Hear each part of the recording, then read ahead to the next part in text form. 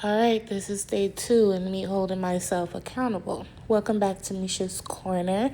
Today I'm going to show you guys how I made this pot roast, Mississippi pot roast or pot roast, with a few twists, of course, and ways that you can use said roast. So let's get straight into it. Everything here came from the Aldi grocery store. And yeah, so you can find them there if you want to look for it. I have a beef chuck right there. Those are the packets of seasonings that I'll be using. Remember, all ingredient measurements will be in my description box. I couldn't find pepperoncini peppers in Aldi, so I just opted for the banana peppers and called it hey. And so now I'm just going to start searing off the chuck, and I'm going to sear it in some butter because that's what I had. So I have one side liberally seasoned with salt and pepper. That's sea salt, I think is what I had, or kosher salt, and some black pepper. I'm going to put it down on that side that's seasoned, and then I'm going to season the top with the same just salt and pepper, but you can use the spices that you prefer. Now, chuck is not my favorite cut of meat, but for like something like this that's going to cook for several hours, it's perfect. You know, the right amount of fat, meat, and it's just, it's stretched. Like you can make tons of recipes with just this one, cut of meat. And so that's why I like it. That's why I'm using it today. And yeah, we're gonna get into it. Once I sear the on that side, get it nice and golden like mine. It should look like this. Don't be afraid to cut your heat up. Y'all be too scared of the stove, honey, when y'all cooking. You can't be wanting to cook and scared of the stove. A lot of times, especially some people, I'm not talking down, I'm just saying, y'all be having all the ingredients and ready to go when y'all watch people like myself and make the recipes, but you're so scared to turn your stove up. Most of the times, the recipes don't work out because y'all don't want to cut the stove on. Okay, cut the stove on, honey. Cut it up. Turn the stove up. So now I transfer my meat to my slow cooker. I'm going to add the seasoning packets that I have here, the Italian and the ranch, right down in here. It looks gnarly and crazy, doesn't it? I know. I know. Next, I'm going to add my stick of butter down in here. If you're a little wishy-washy about it, just use a half a stick. It's fine. Adding my banana peppers as well as about half a cup of the juice. I'm also going to add a poblano pepper down in here, and then I'm going to cover it and allow it to cook. Now, a lot of people, they do add broth, gravy sauces, all kinds of stuff down in here, but I didn't.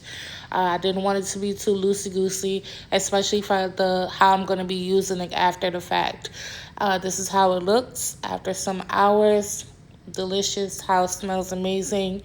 Look how tender. And I'm using a tongue. Look how tender this is. Like, this is just one of those dishes where you're like, if you have a lot of kids, you're busy, you can't stand over a stove. This is perfect and good to go. It's great for the fall. I told y'all I recorded a lot over the summer. I still have some summer recipes, and I'm still going to upload them. So if you see, like, something given summer in December, listen. Okay. All right, so I'm gonna get the meat all shredded apart with 2 forks, or you could do it the way you're comfortable with, but it's fast for me. This is how it looks. Look how tender. Look at the peppers, and delicious and juicy, not too watery, nice and thick, like I like it. But y'all, for real, all jokes aside, this meat was super delicious, and the way I made it, it could be very versatile. Put it in pasta, upside some mashed potatoes, rice, whatever it is you want to use it as. Today I'm going to show you 2 ways that I used it, and I'm going to put some tortillas down. I used tortillas because I wanted something different, but again, do it, use whatever you want.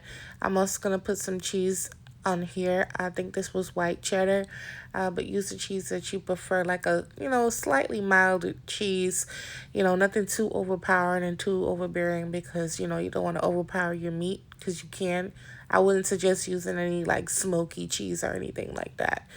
Once I get it nice and half flipped, now I'm going to add some of the oil/juice from the slow cooker, just to give it more flavor, color, and just make it all over just delicious. And also give like some steam in a skillet to help melt the cheese down. And look how great these look. This is the plate with all of, well, some of them. They're nice and crispy, tender meat. Look how delicious that meat looks, you guys. Like, I just can't even deal with how juicy it is and tender and perfectly cooked. The peppers were amazing in here, and I just hope y'all give it a try. And if you do, you better tag me. Let me know what you think. This is the second way. I'm just going to put it over some rice and again, put cheese on top. Okay. Actually, it was great with rice, but I think I'm biased because I'm a rice lover. I think most of us are. Um, so, of course, rice is going to taste better to me than anything else.